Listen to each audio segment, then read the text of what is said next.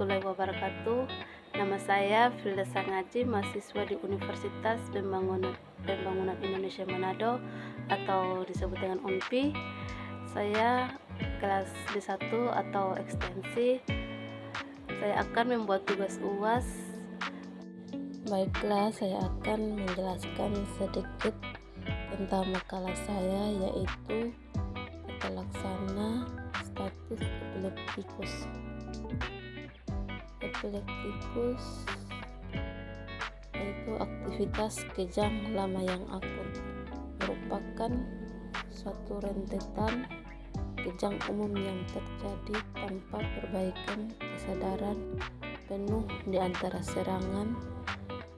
Setelah ini telah diperluas untuk mencakup kejang klinis atau listrik kontinu yang berakhir setidaknya 30 menit meskipun tanpa kerusakan kesadaran.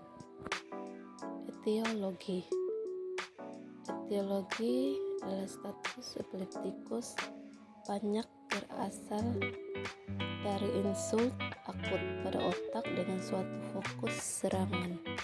Penyebab status epileptikus yang banyak diketahui adalah infark otak mendadak, anoksia otak bermacam-macam, gangguan metabolisme, tumor otak, menghentikan kebiasaan minuman keras secara mendadak, atau berhenti makan obat anti kejang.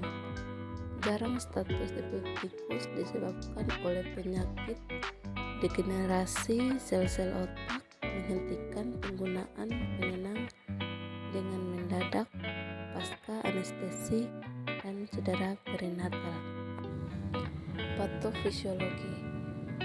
Patofisiologi secara klinis dan berdasarkan EEG, status epileptikus dibagi menjadi 5 fase.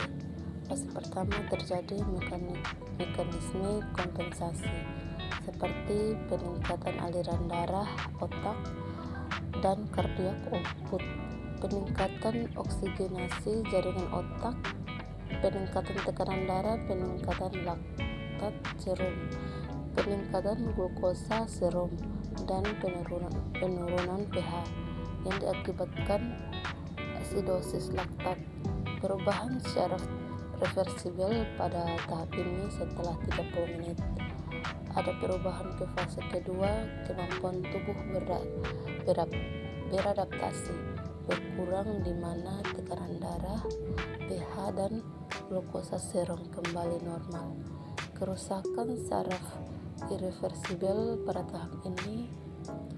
Pada fase ketiga, aktivitas kejang berlanjut mengarah pada terjadinya hipertermia atau suhu meningkat, perburukan pernafasan, dan peningkatan kerusakan syaraf yang irreversibel. Manifestasi klinis epilepsi vokal dengan manifestasi kejang otot lokal sampai separuh tubuh, gerakan adversif mata dan kepala, sering merupakan awal dari status epileptikus. Keluarga penderita yang melihat kejadian ini akan dapat menceritakannya kembali dengan jelas. 60-80% status epileptikus dimulai dengan gejala-gejala vokal. Kejang menjadi bilateral dan umum akibat penyebaran lepas muatan listrik yang terus-menerus dari fokus pada suatu hemisfer ke hemisfer lain. Kejang tonik akan diikuti oleh sentakan otot atau kejang klonik. Proses ini berlangsung terus, sambung menyambung tanpa diselingi oleh fase sadar. Dalam bentuk klinis seperti ini, menderita berada dalam keadaan status epileptikus. Klasifikasi ada beberapa versi pengklasifikasi status epileptikus. Yang pertama, generalized convulsive status epilepticus merupakan tipe status epileptikus yang paling sering dan berbahaya. Generalized mengacu pada aktivitas listrik kortikal yang berlebihan, sedangkan konvulsif mengacu kepada aktivitas motorik suatu kejang. Yang kedua, subtle status epilepticus. Subtle status epilepticus terdiri dari aktivitas kejang pada otak yang bertahan saat tidak ada respons motorik.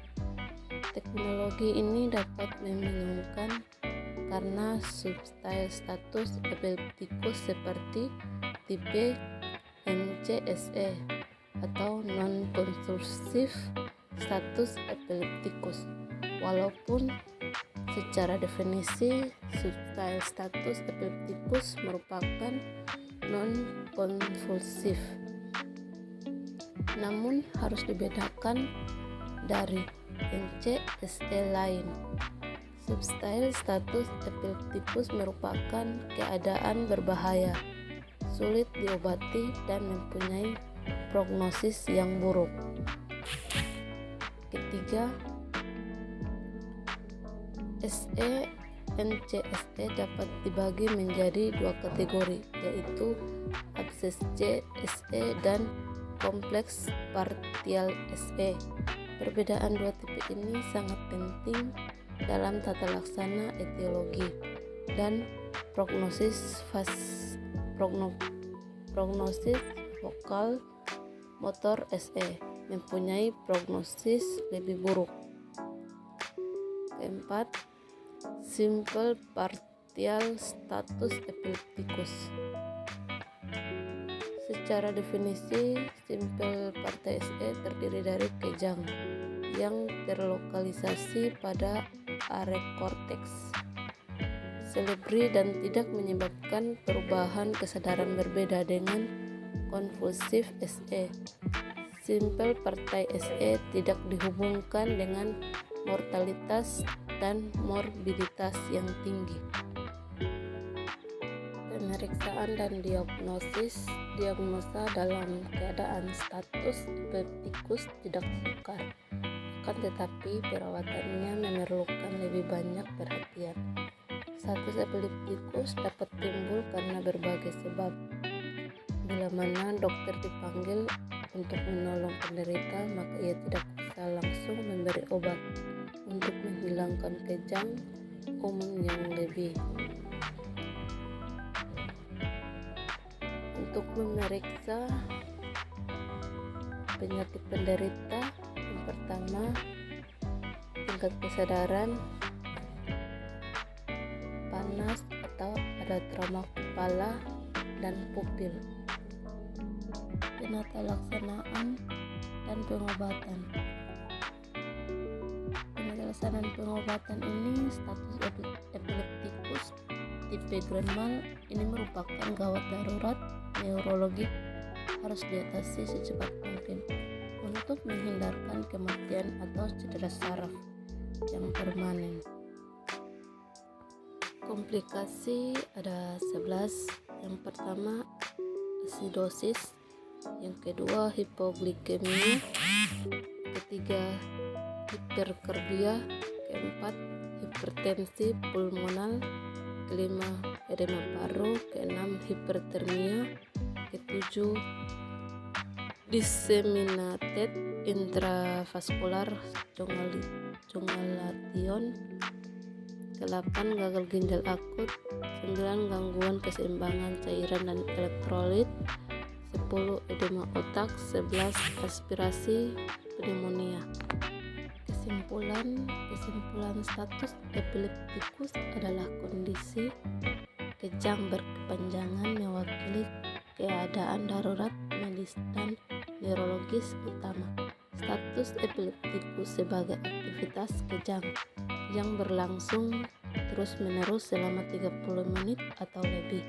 Status epilepticus konvulsif adalah bangkitan dengan durasi lebih dari 5 menit atau bangkitan berulang kali atau lebih tanpa pulihnya kesadaran di antara bangkitan.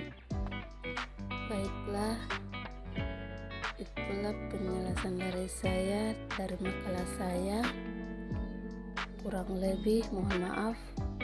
Saya akhiri dengan wabillahi taufik wal hidayah. Wassalamualaikum warahmatullahi wabarakatuh. Terima kasih.